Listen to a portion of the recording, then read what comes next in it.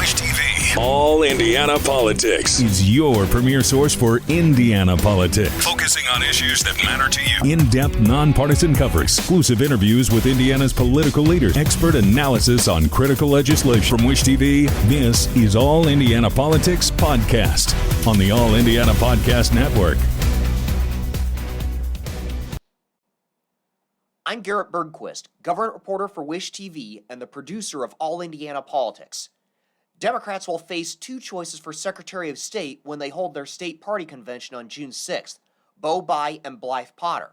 Bayh is the son of former Indiana Governor and United States Senator Evan Bayh and the grandson of the late United States Senator Birch Bayh. He served in the United States Marine Corps and graduated from Harvard Law School. I sat down with him to discuss why he is running for Secretary of State. And with us now is Beau Bayh, one of the two Democrats running for Secretary of State. Beau, welcome to the show. Thank you. It's good to be here. Why are you running for Secretary of State? I was raised in a family of public servants, and I was always taught growing up that if you're going to enter public life, you do it to help your community and not to help yourself. And too often, I'm seeing folks in Indianapolis, the Secretary of State, the current Secretary of State is a perfect example of this, run for public office to help themselves, to enrich themselves. And that kind of offends my sense of what a public servant should be, especially when this office is so important. In your hands is our state's most vital resource, which is the health of our democratic process. It's a really important job, and it should be entrusted to someone with some character and integrity. That's why I'm doing that. How would you approach running elections if you were elected Secretary of State? The first thing we need to do is take partisanship completely out of this process. We need to have a process that everyone trusts, where there's not going to be any partisanship injected to it, where people are not thumbing the scales to help their political party. So that needs to happen. But we need to foundationally rebuild trust in this office. If the public, if the taxpayer, if the voter does not trust that the office holder is using the resources entrusted to the office appropriately, then why should the voter or the taxpayer trust that that person is running elections effectively? For example, the Secretary of State has spent tens of thousands of dollars on a luxury SUV for himself. He's hired his family members and pays them six-figure salaries. He's taken trips all over the world and won't tell us who's paying for them or the purpose of the travel. And he's given out millions of dollars in no-bid state contracts to our largest campaign donors. We have to clean up that corruption in this office, because if people do not trust the office holder, they can't trust them to handle elections or anything else having to do with this office. What are some things you learned from your time in the Marine Corps and from your time in law school that you would apply to this office? Yeah, so I was an infantry officer. I was in charge of a few hundred people, and we came from all different walks of life. As you can imagine, one of the best things about our military is it draws from everywhere. And we didn't always agree on everything. We definitely didn't always agree on politics.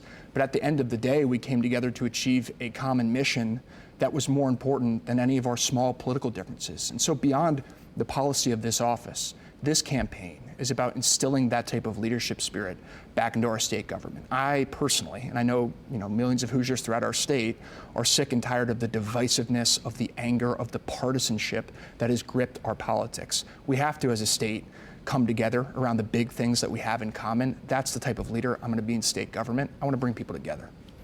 The Secretary of State also handles business licenses. How would you approach that segment of the job? Yeah, so I have personal professional experience as an attorney helping entrepreneurs throughout our state set up businesses, commercial litigation.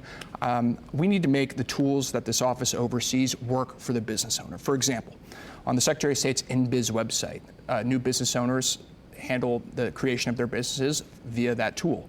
You have to scroll all the way to the bottom of that website to see the Small Business Development Center, which is an amazing resource that our state has made available to entrepreneurs. It helps business owners understand different legal advantages to setting up your company a certain way, lines of credit that may be available to them, for example, as a veteran, zoning restrictions, et cetera. The list goes on. It's a great resource. The problem is not that the resource doesn't exist. The problem is that to get to that resource, you have to scroll through a few pages of self-promotion on the part of the office holder. So we need to make the tools of this office work for the entrepreneur, for the business owner, for the people that are creating jobs and fueling our economy, and not work for self-promotion on the part of the office holder.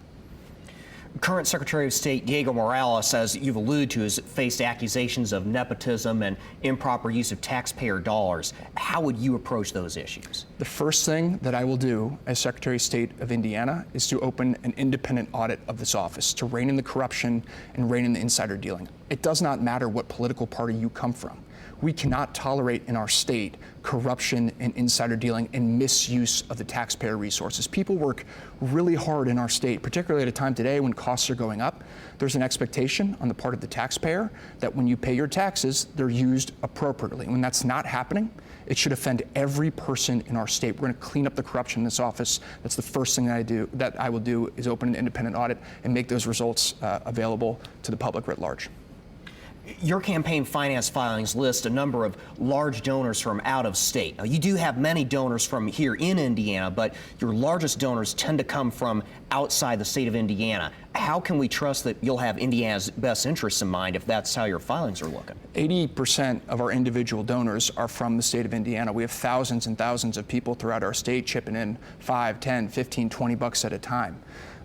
We're building the kind of campaign here that cuts across party line, across ideology. I don't just have Democrats supporting our campaign. We have a whole lot of independents and Republicans supporting us too. And I'm proud of that because I don't want to run this office in a partisan way. I want to be the Secretary of State of all Hoosiers, and we're raising the resources to compete here in November. And just, so your viewers are aware, Diego Morales has given out tens of millions of dollars in no bid, state contracts to his largest campaign donors from out-of-state software companies. So give me a break if the criticism is coming from him about where my donations are coming from. Most of your education and career took you away from the state of Indiana. Have you been away too long to have a firm grasp on Indiana's issues? I was born here at St. Vincent's Hospital on the north side. I accepted I joined the Marine Corps at the War Memorial downtown. I've been a taxpayer here for the past 8 years. I've worked at Cummins Engines, Barnes & Thornburg, a law firm here in town. This is my home. This is where the people I love are. This is where I want to make my career. This is where I want to serve the public. I love my state. I'm a Hoosier through and through, and I think the people of our state understand that. Secretary of State's office is best known for running elections. What is one lesser known function of that office that you think needs some improvement? So, this office also handles campaign finance transparency, which is tangentially related to the elections piece. And I think this speaks to a broader concern that a lot of people have with our politics today.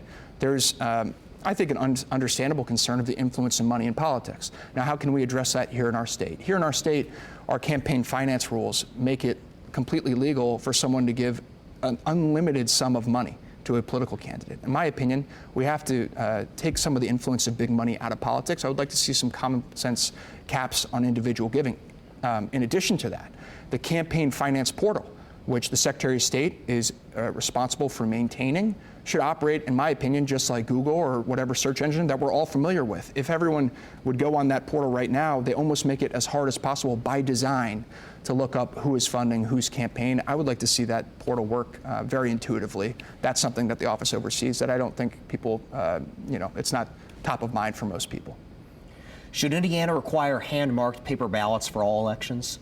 I think the way that we have it now, where the counties are in charge of figuring out what's best for their counties, is probably the right way to do it. I'm in favor, just on principle, of local communities deciding what works best for their local communities. Who am I to say what works best for the people down in Posey County? I think the folks in Posey County know what's best, but I will say, just as a upfront table stakes, we have to have secure elections in our state.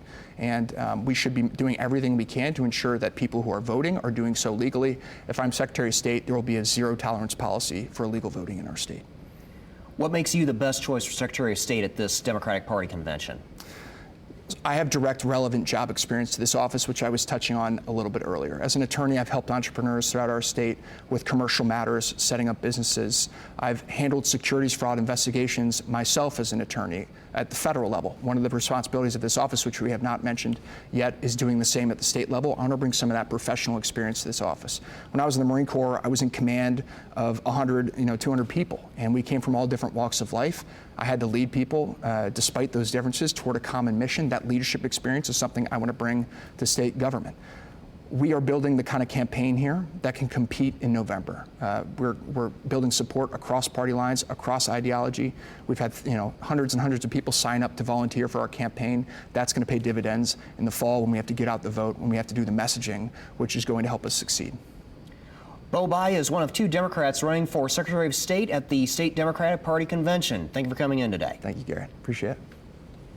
And that was Beau Bayh. He will face Blythe Potter for the Democratic nomination for Secretary of State on June 6th. Remember, you can catch All Indiana Politics every Sunday morning at 9:30 on Wish TV and at 11:30 p.m. on WRTV. I'm Garrett Bergquist. Thanks for listening. From Wish TV, this is All Indiana Politics Podcast on the All Indiana Podcast Network. Watch All Indiana Politics live Sunday mornings at 9:30 on Wish TV and at wishtv.com. Subscribe to this podcast and listen weekly here on the All Indiana Podcast Network. And be sure to discover even more great podcasts at allindianapodcastnetwork.com.